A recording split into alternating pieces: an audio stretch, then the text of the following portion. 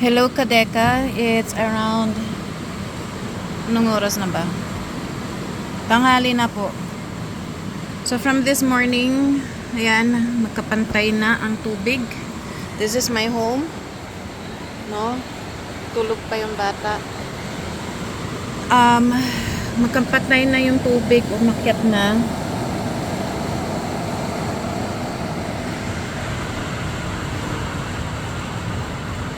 Okay. Up. So, if I'm going to open, lang ako mabasa. Wala na, magkapantay na po ang tubig sa daig. Maapaw na. Anytime, pag hindi kaya ng wall ng deka yan, yung perimeter, no, kasi amoy nakasandal kaya hindi gigiba yun, no? Pero the water will seep through. And meron kasing portion sa likuran ng deka is may crack ang walls. Pwedeng guguho yan, no? Especially yung may portion na bumigay yung lupa doon, walang nakatira. So yun yung may crack na wall. Pag yan hindi na kinaya ng load or weight ng tubig, if the rain will not stop, pwede siyang papasok na sa deka and that will cause a flash flood, no? Para lang mag-release ng weight ng water dito. So kanina, mga 2 hours ago, umikot kami. Hindi pa ganyan. So this is just after 2 hours, no? Na ganyan po siya. I'm saying na mag-ingat po, no? Nature is nature, wala tayong kalaban. Ang akin lang, no, sana yung bago nag-create ng isang development, sana talagang tinaas na kung itataas, talagang bonggang taas, no? I would suggest, kasi ito hindi sapat, kasi sa loob ng deka binaha na rin, kasi halos magkapantay ang kanyang kalsada, yung mga ano nila, yung lupa. It's either bumaba over time, no? I don't know. Talagang kapantay na. So, parang na ako si Spider-Man. Tingnan natin. Ayan po. Yung iba, ano na.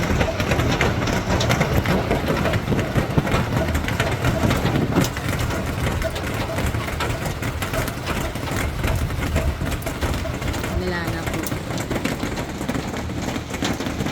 So, ingat na lang po tayo.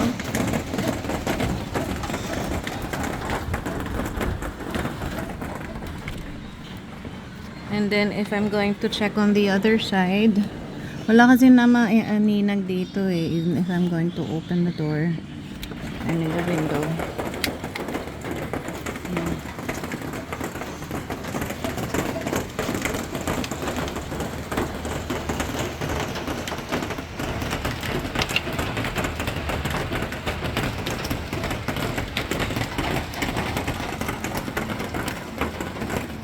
So, yan lang po.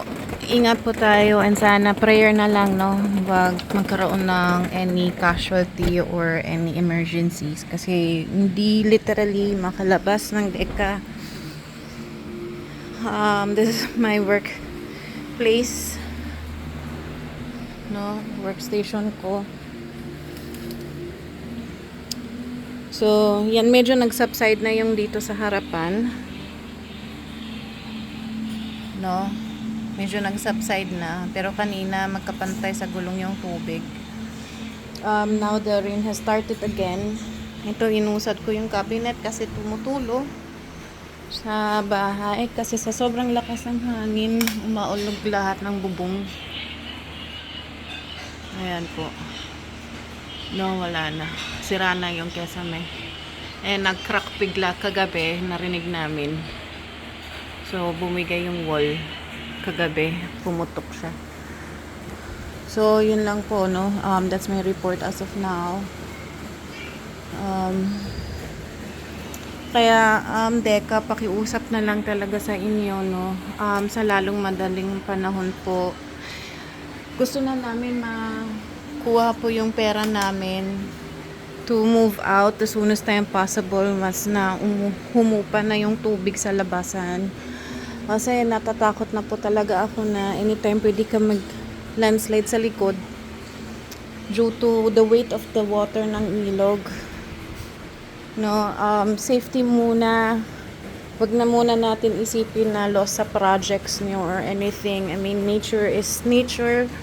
Hindi natin maiwasan yan. No, and as well as yun po. So, hindi ko maano kung naaaninag nyo. Yan, lalong naghiwalay kagabi din yung wall. This is the one facing the kitchen, no? Sambang Sundown. North? No? I'm not sure. West? I forgot. Wala. Don't quote me on the direction, no? Tapos ito na rin naghahati na din. No, this is just from last night. Pumutok na rinig namin habang umuulan. So, meaning the walls inside are wet. No? Hindi kinaya. Wala namang gumagawa dito sa kabila kasi hindi rin sila makapunta dito yung mga trabahante kasi baha sa labas.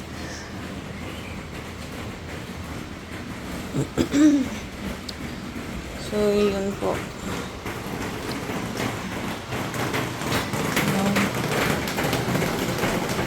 Baha na dito. Maigi, hindi pa nagba-backflow ang water. Pero once na lalabas ang tubig ito, tumutulo kasi binatak na nga yung wall.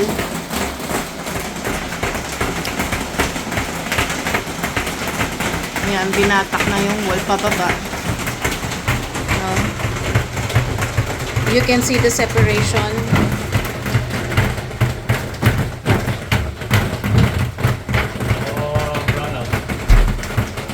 Yan, balita na ho namin, wala na kaming kuryente, nawala pa yung kuryente ngayon. So, yan po. Walang kuryente. Ano mga daddy? Wala pong kuryente. So, I don't know if I can make it for work. So, yan po. Ingat na lang po tayo. Ingat mga tao dun sa labas, no? Sana mawala na yung bagyo kaagad-agad. And all what we want, Teka, is gusto na namin umalis po, no? Kasi nga ito nag-brown out, so ibig sabihin na lubog na yung main source doon sa Saluisoy, no? Galing kami kanina doon hanggang Baywang na po, so ito affected na kami, wala kaming kuryente po.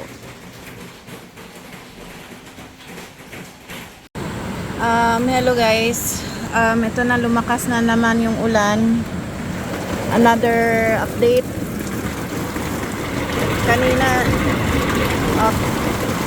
Kanina na aaninag pa to, diba? So, it's just like couple of minutes ago.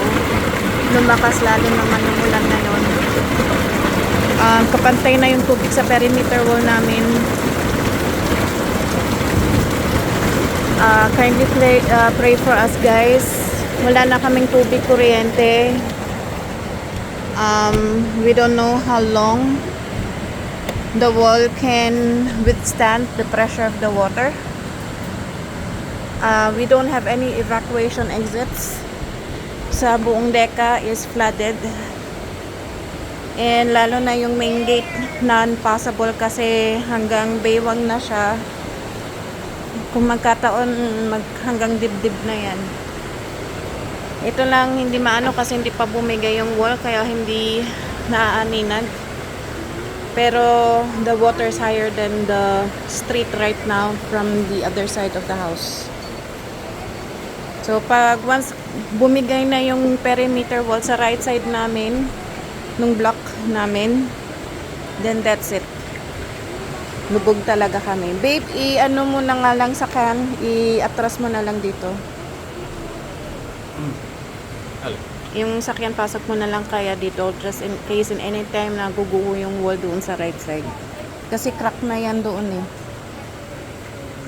Hindi nakakayanin pag hindi tumila ang ulan. Lubog talaga to. Wala na kaming kuryente, so I'm just depending on power backup.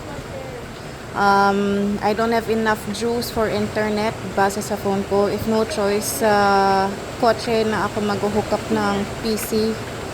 Pero sana kung papayag kayo na via Teams na lang ako mag-attend, wag lang ako mag-absent, no? Yun lang ang workaround ko. But I don't have any power, so I'll try to be there as much as I can.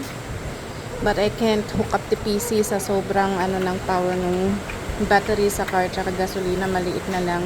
Hindi na kami talaga makalabas at whole deka, walang kuryente at walang tubig yung buong deka, so I called the neighbors, wala talaga. Everyone that I know here na kanya-kanyang face, no? So yun lang po, that's the update for now. Tumaas na naman yung tubig sa kalsada, yan, no? Kanina humupa na pero yan, umaakyat na naman siya. So ayan, kanina humupa na to, palalim na naman siya. Ay, naku Lord. Yung sa dulo, not sure if you can see it. Baba ko yung battery pack. Ay, nababasa na yung gamit ko. Ayan, sa dulo. I'm not sure if you guys can see it kasi may wire in the way. Pero sa dulo, nakataas na yung kotse sa bank side of the other side of the road. Kasi malalim na talaga po doon. Malalim na talaga siya doon.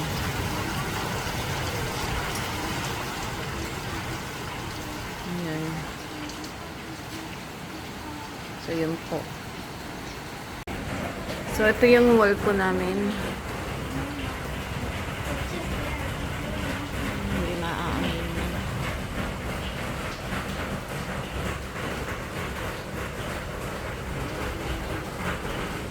Nag-start nang humihiwalay.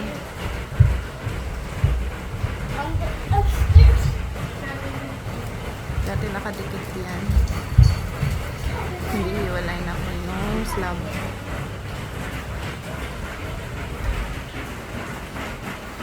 So, super bantay na kami. So, umibigay na po. So last night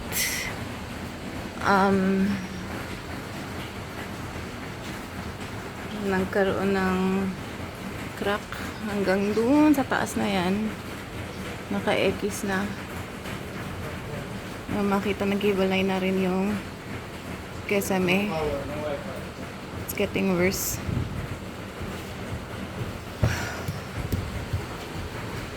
Let's check on the other parts of the house. How long it will last. Ito po, yan po, tumutulo na. No.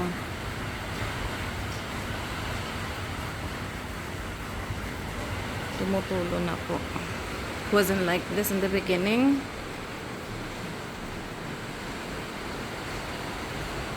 Yan po. Nag-split biglang lalo starting last night bago mag-end of shift.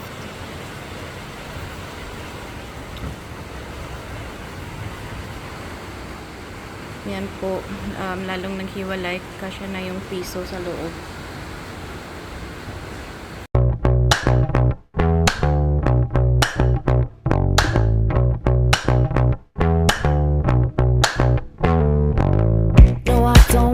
Tomorrow, no, I won't give it a break. Don't need to beg, steal or borrow. Watch me as I walk this way. I'm busy building an empire. Don't really care what they say. I'm only here for a good time. Drown 'em out like namaste. Not to the matter, take control. All my visions are set in stone. Don't kill my vibe. I'm flawless by design. Can't change my mind. Got too much on the line.